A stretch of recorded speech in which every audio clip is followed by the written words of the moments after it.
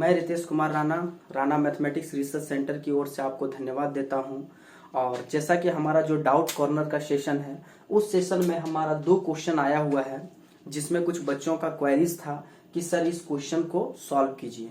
तो हमने इस क्वेश्चन का सॉल्यूशन पीडीएफ के माध्यम से उन्हें भेजा था। फिर भी किसी बच्चों को, जैसे ये खुशबू कुमारी नाम की एक लड़की है फर्स्ट ईयर की, उनको क्वेरीज रह गया कि सर हमको बेसिक से चीजें उतनी अच्छी से नहीं आती है, तो इसके लिए आप उसको वीडियो के थ्रू सॉल्व करें। ये क्वेरी उस लड़की का था। और एक third year student Shashank Kumar Mishra, जिसका डाउट इस क्वेश्चन में है। तो नॉर्मली हम लोग स्टार्ट करने वाले हैं क्वेश्चन नंबर 1 से।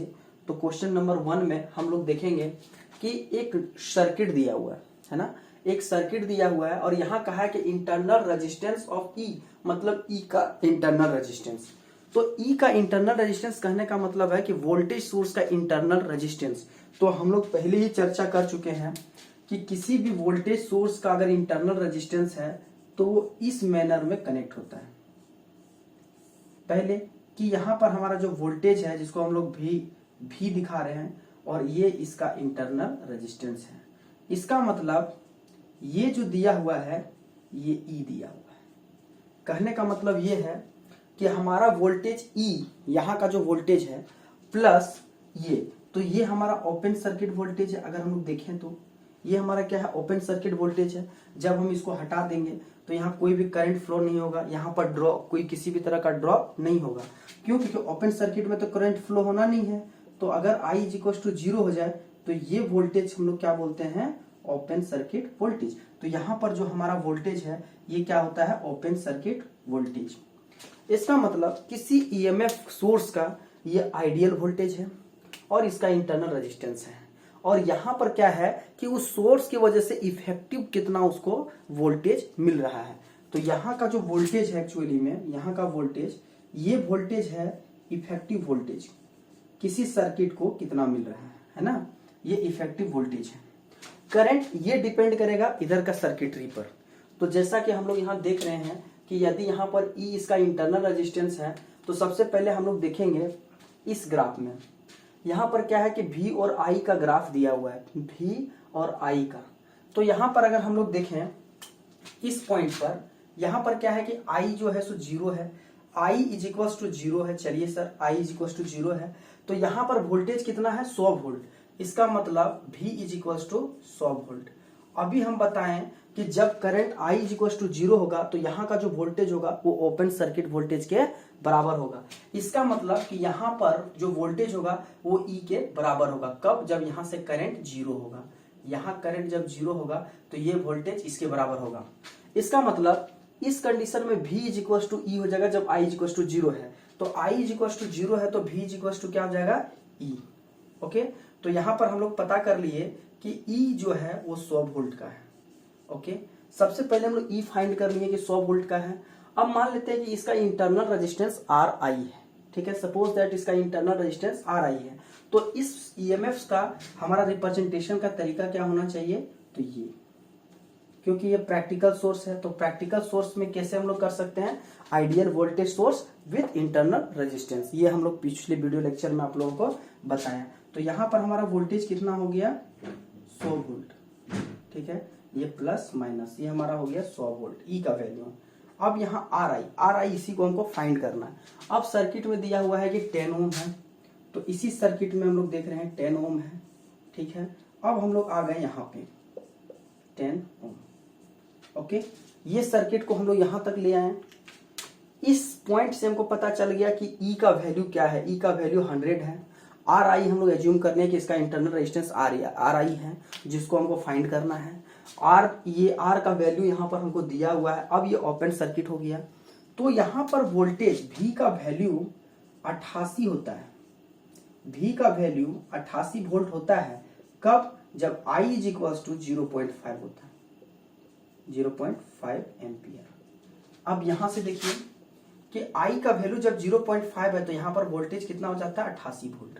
तो इसका मतलब क्या है कि V का वैल्यू 88 होता है। कब? जब I का वैल्यू 0.5 होता है। अब हम लोग क्या करेंगे, इस जगह पर एक बेसिक सा KVL लगा लेंगे। ठीक है, यहां हमारा क्या होगा, प्लस माइनस प्लस माइनस। तो इस चीज को समझने के लिए कि कैसे प्लस माइनस दिए केवीएल का आइडिया, तो पिछले वीडियो लेक्चर में जाइएगा, वीडियो लेक्चर 8 में, उसमें सभी चीजों को बहुत ही गहराई से और बहुत अच्छे से बताया गया। अब यहां से हम लोग जब केवीएल लेंगे तो फर्स्ट लेंगे लास्ट वाले को, इसमें ये, इसमें ये, इसमें पहला कौन मिला प्लस, और इसमें पहले कौन सा मिला प्लस। तो देखिए माइनस 100 वोल्ट प्लस आर आई, तो यहां पर करंट क्या चल रहा है, हमारा करंट क्या है आई, तो आई इंटू आर। ठीक है, तो आई का वैल्यू कितना है 0.5, तो यहां पर हम लोग क्या लिखेंगे 0.5 इंटू आर आई। इसके बाद यहां पर क्या लिखेंगे 0.5 इंटू 10, प्लस में 0.5 इंटू 10। उसके बाद यहां पर प्लस में 88 volt, plus 88 volt equals to 0। तो यहां से हम लोग आर आई का वैल्यू आराम से निकाल सकते हैं। ये हमारा हो गया 100 प्लस 1/2 आर आई, तो 0.5 को हम लोग 1/2 लिख सकते हैं। इसको मल्टीप्लाई करेंगे तो 5 आएगा प्लस 88 इक्वल्स टू 0। तो यहां से अगर हम लोग देखें कैलकुलेट करेंगे तो आर आई का वैल्यू आएगा 14 ओम। तो यही हमको फाइंड करना था कि टोटल इंटरनल रेजिस्टेंस कितना होगा, ये हुआ। यदि कोई बच्चा इसको दूसरे तरीके से सॉल्व करना चाहे कि सर हमको ये चीज समझ में नहीं आया, तो देखिए हम लोग दूसरे तरीके से कैसे सॉल्व कर सकते हैं। तो दूसरे तरीके से इसको सॉल्व करेंगे। यदि इस सर्किट में हम लोग चलें थेवेनिन इक्विवेलेंट से सॉल्व करते हैं, ठीक है, बाय यूजिंग थेवेनिन इक्विवेलेंट। तो यदि हम लोग ओपन सर्किट की बात करें तो ओपन सर्किट में क्या लिखेंगे, व्हेन लोड इज ओपन। पहला क्या है कि when load is open that is I equals to 0। तो इस कंडीशन पर VTH क्या होगा, VTH इज इक्वल्स टू हमारा क्या होगा, इधर करंट कहीं ड्रॉप नहीं होने वाला दोनों रेजिस्टेंस में, तो हमारा E के बराबर हो जाएगा। तो E जो दिया हुआ है वो कितना दिया हुआ है, I इज इक्वल्स टू 0 पर 100 वोल्ट। ठीक है, तो यहां पर हमारा क्या है कि VTH is equals to 100 volt, है ना। अब हम लोग को VTH is equals to 100 volt, तो अगर हम लोग बात कर लें कि नेक्स्ट RTH निकालने का, तो RTH क्या होता है, तो यहाँ का इक्विवेलेंट रेजिस्टेंस। तो इक्विवेलेंट रेजिस्टेंस क्या है, यहाँ 10 है प्लस इसका इंटरनल रेजिस्टेंस, तो 10 प्लस आर आई। तो इसको हम लोग लिखेंगे 10 प्लस आर आई। तो जैसा कि हमारा दिख रहा है कि लोड पर, यहाँ लोड 88 वोल्ट है और करंट कितना है 0.5। तो यहां से हम लोग रेजिस्टेंस निकाल सकते हैं कि लोड पर एक्चुअल रेजिस्टेंस कितना है करंट और वोल्टेज के अकॉर्डिंग। ये हम लोग लोड का रेजिस्टेंस फाइंड कर सकते हैं। तो हम लोग आराम से लोड पर जो रेजिस्टेंस है मानते हैं RL है, तो ये वोल्टेज इंटू आई, तो वोल्टेज कितना दिया है 88 वोल्ट और आई कितना दिया है 0.5। तो यहां से 8 दूनी 16 और 17 176 ओम। ओके, तो हमारा RL निकला 176 ओम, RTH निकला इतना, VTH निकला इतना, और IL क्या निकला, तो IL is equal to just मेरा 0.5 एम्पियर है। अब हम लोग लगाएंगे थेवेनिन थ्योरम। तो थेवेनिन थ्योरम क्या कहता है, IL is equal to VTH RTH plus RL। ठीक है, तो यहां पर हम लोग रखेंगे 0.5 यानी कि 1/2। ओके, VTH का वैल्यू रखेंगे 100। ओके, RTH का वैल्यू रखेंगे 10 प्लस RI और यहां पर रखेंगे 176। तो इस जगह पर हम लोग RI को जब सॉल्व करेंगे तो यहां भी हमारा RI आएगा 14 ohm. You can solve it itself. तो यहां पर भी हमारा कितना आ रहा है 14 ओम। ठीक है, या तीसरे तरीके से अगर सोचे कोई आदमी सॉल्व करने की, सर हमको ये भी तरीका समझ में नहीं आया, तो अगर हम लोग तीसरे तरीके और जाना चाहें तो देखिए हम लोग तीसरे तरीके से कैसे जाएंगे।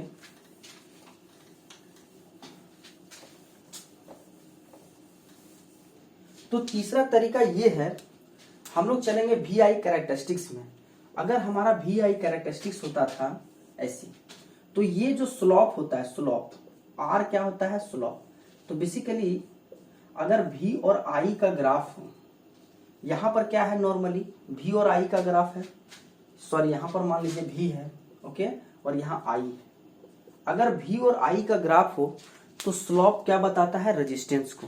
तो सपोज दैट अगर हम इस स्लोप की बात करें, इस स्लोप की, तो ये स्लोप कैसे निकलेगा, तो ये रेजिस्टेंस को शो करेगा, RTH को। तो RTH इज इक्वल टू क्या हो जाएगा, तो स्लोप। तो स्लोप का मतलब क्या हो गया कि delta V by delta I, okay. Slope में क्या होता है, V2 minus V1 divided by I2 minus I1। तो इसको हम लोग लिखेंगे V2 minus V1 divided by I2 minus I1। तो V2, तो हम लोग V2 ले लेते हैं यहाँ का, V1 ले लेते हैं यहाँ का। देखिए स्लोप V2 माइनस V1 तो कितना आ गया, 100 minus 88 divided by I2 minus I1, I2 minus I1 तो 0.5 माइनस 0। तो यहाँ पर 88 जब घटेगा तो कितना बचेगा, 12 डिवाइडेड बाय 0.5, ठीक है। तो इसको हम लोग करेंगे तो ये आ जाएगा 24 ओम। तो ये RTH हमको पता है यहाँ पर कि 10 प्लस R इनपुट होगा, तो R इंटरनल रेजिस्टेंस, तो R internal plus 10 ohm is equal to 24 ohm. तो यहां से हमारा जो इंटरनल रेजिस्टेंस आएगा वोल्ट मीटर का या वोल्टेज सोर्स का, ये आएगा कितना, 24 माइनस 10, इसका मतलब 14 ओम। ये हमारा तीसरा मेथड हुआ, ठीक है। तो डिफरेंट मेथड और प्रोसीजर को सॉल्व करने का बहुत सारा हो सकता है। सभी क्वेश्चन 2-4 तरीके से सॉल्व हो सकते हैं, लेकिन हमको डिसाइड करना है कि which one of the better. यहाँ पर क्या था, सभी ऑप्शंस बेटर थे। आप किसी भी सॉल्यूशन के थ्रू इस क्वेश्चन को क्रैक कर सकते थे। ये SSC या ESC का क्वेश्चन होगा, ठीक है। तो फिलहाल हम लोग नेक्स्ट क्वेश्चन की ओर बढ़ते हैं।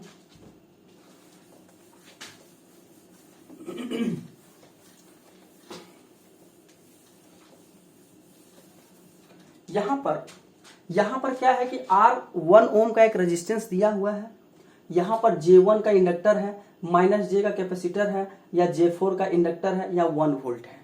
तो सबसे पहले हमको क्या कहा गया है कि हमारा यहां पर का वोल्टेज निकालना है by using SPT, superposition theorem. तो सबसे पहले हमने आप लोगों को पहले ही कहा था कि यदि वोल्टेज सोर्स के अक्रॉस अगर किसी भी एलिमेंट को लगा देते हैं, जैसे सपोज दैट अगर हम लोग मान लेते हैं कि वोल्टेज V है, इसके अक्रॉस अगर आप करंट लगा दें, ठीक है, करंट सोर्स लगा दें, या वोल्टेज है इसको, इसके अक्रॉस आप रेजिस्टेंस को लगा दीजिए, ओके, या वोल्टेज सोर्स है इसके अक्रॉस R को लगा दीजिए, L को लगा दीजिए, या कोई भी कंपोनेंट को लगा दीजिए, वो कंपोनेंट हमेशा रिडंडेंट होता है, उसका सर्किट में किसी तरह का कोई वैल्यू नहीं है, उसको हम लोग सर्किट से बिल्कुल रिमूव कर सकते हैं, वो कभी भी हमारे सर्किट के कैलकुलेशन को अफेक्ट नहीं करेगा। तो देखिए हमने यहां पर देखा आउटपुट साइड में, इस साइड में, कि इसके जस्ट पैरेलल में ये ब्रांच लगा हुआ है। तो हम लोग सबसे पहले इस ब्रांच को भूल जाएंगे, ये ब्रांच क्या है, रिडंडेंट, ठीक है।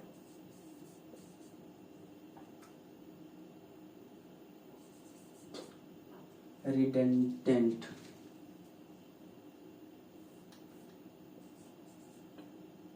अच्छा चलिए ठीक है, स्पेलिंग मिस्टेक हो रहा है। तो ये हमारा रिडंडेंट है। रिडंडेंट का मतलब क्या होता है कि सर्किट में तो होता है लेकिन सर्किट में उसका किसी भी तरह का कोई इफेक्ट नहीं होता है। तो यहाँ पर पैरेलल है तो इसको हम चाहे तो मिटा भी सकते हैं, ठीक है। तो चलिए हम आसान करने के लिए इसको मिटा देंगे। तो ये हमारा ओपन सर्किट हो गया, ठीक है। अब बिल्कुल इजीली हम लोग कैलकुलेट कर सकते हैं यहाँ का वोल्टेज। तो हमारा क्या है, हमने पहले भी बता चुका है, हमने पहले ही बताए हैं कि current, algebraic sum of current at a particular branch, ठीक है, algebraic sum of current at a particular branch due to individual sources should be equals to a current through that load resistance.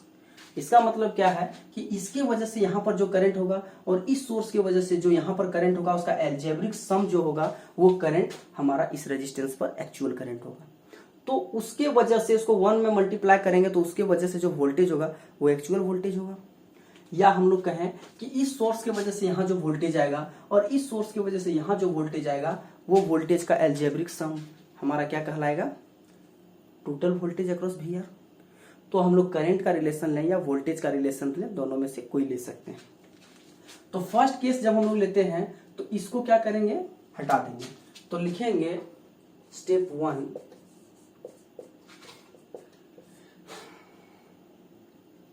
लिखिए कि now acting only 1 ampere current source. तो देखिए अगर 1 ampere current source है तो उस condition में क्या होगा कि इसको हम लोग क्या करेंगे, शॉर्ट सर्किट। क्यों, क्योंकि टोटल इंटरनल रेजिस्टेंस अगर बात करें, इसको हम लोग क्या टेक किए हैं कि ये आइडियल है। ये क्या है, आइडियल। अगर ये आइडियल है तो इसका इंटरनल रेजिस्टेंस का वैल्यू क्या होगा, 0। तो अगर इंटरनल रेजिस्टेंस का वैल्यू 0 है तो as a short circuit behave करेगा। तो हमारा जो सर्किट आएगा वो ऐसा बन के आएगा।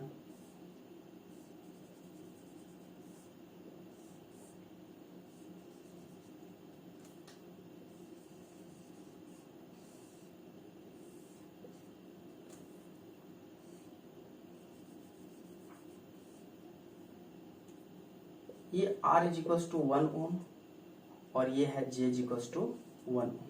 ये करंट हमारा 1 एम्पियर। तो अब यहाँ पर क्या है कि नॉर्मली 2 पैरेलल ब्रांच और एक करंट सोर्स है। हमको यहाँ का करंट चाहिए, करंट IR। फर्स्ट वाले के लिए हम लोग मानते हैं IR1 IR डैश। ओके, तो हमको IR डैश चाहिए। तो जैसा कि हमारा जो नेटवर्क थ्योरी का सीरीज है उसमें हम नेक्स्ट वीडियो लेक्चर में CDR और VDR के बारे में बताएंगे, वोल्टेज डिवाइडर रूल और करंट डिवाइडर रूल। तो फिलहाल यहाँ पर हम लोग नॉर्मली आपको बताते हैं कि यदि यहाँ का करंट निकालना है तो हम लोग लिखने का जो वे है वो देखिए, IR1 डैश। यहाँ का अगर करंट निकालना है तो टोटल जो करंट जा रहा है, मान लीजिए टोटल करंट I जा रहा है, इसको हम लोग I एज्यूम किए, I जा रहा है इनटू जिसमें निकालना उसको छोड़ के जो ब्रांच है उसका रेजिस्टेंस या इम्पीडेंस, ये हो गया 1 ओम डिवाइडेड बाय टोटल, यानी कि 1 प्लस J 1 ओम।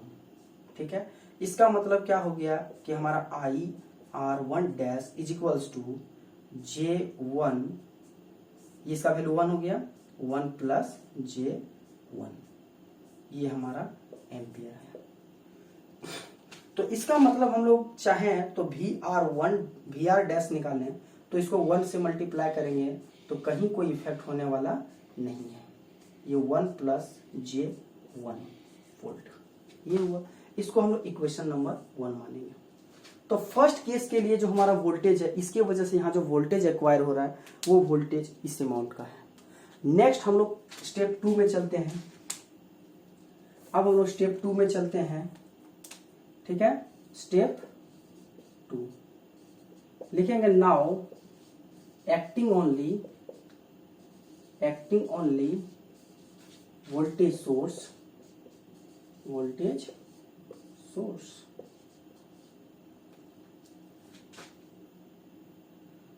Only 1 volt voltage source.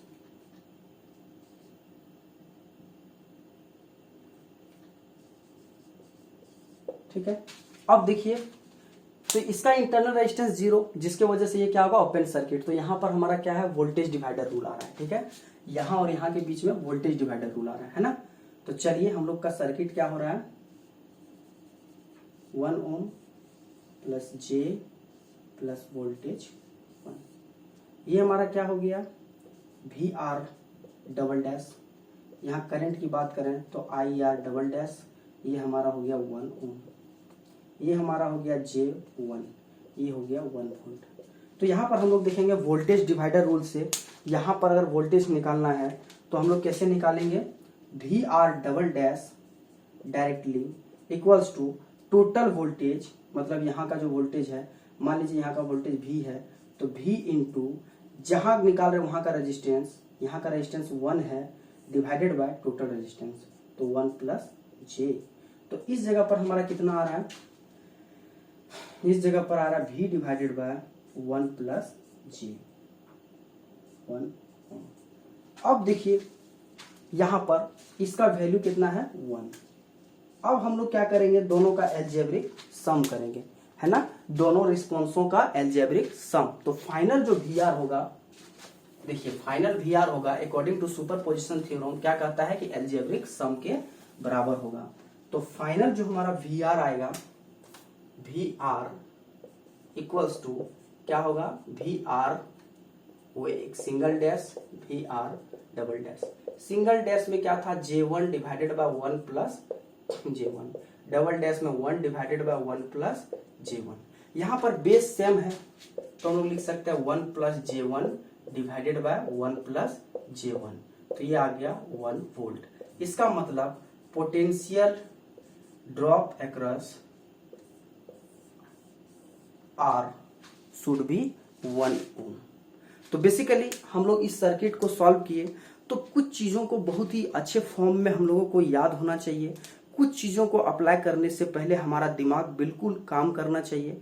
तो नॉर्मली हमने देखा कि ये उलझन वाला चीज़ था, इसको देख के नॉर्मली बहुत सारे बच्चे लोग डर जाते हैं कि नहीं हमारा क्वेश्चन का जो कॉम्प्लिकेसी है वो बढ़ जाएगा, वो बहुत ज़्यादा कॉम्प्लिकेट हो जाएगा। लेकिन यदि हम लोग को अगर कॉन्सेप्ट बिल्कुल अच्छे तरह से आता है तो कोई भी क्वेश्चन 2 मिनट से ज़्यादा का नहीं होता है, 1 मिनट से ज़्यादा का नहीं होता कंपटीशन में, चाहे वो ESC हो, गेट हो, कहीं का भी क्वेश्चन हो, वो 2-3 मिनट से ज़्यादा नहीं होगा। अगर गेट का हो तो SSC JEE का क्वेश्चन हो तो within 30 second to 40 second question को सॉल्व होना है।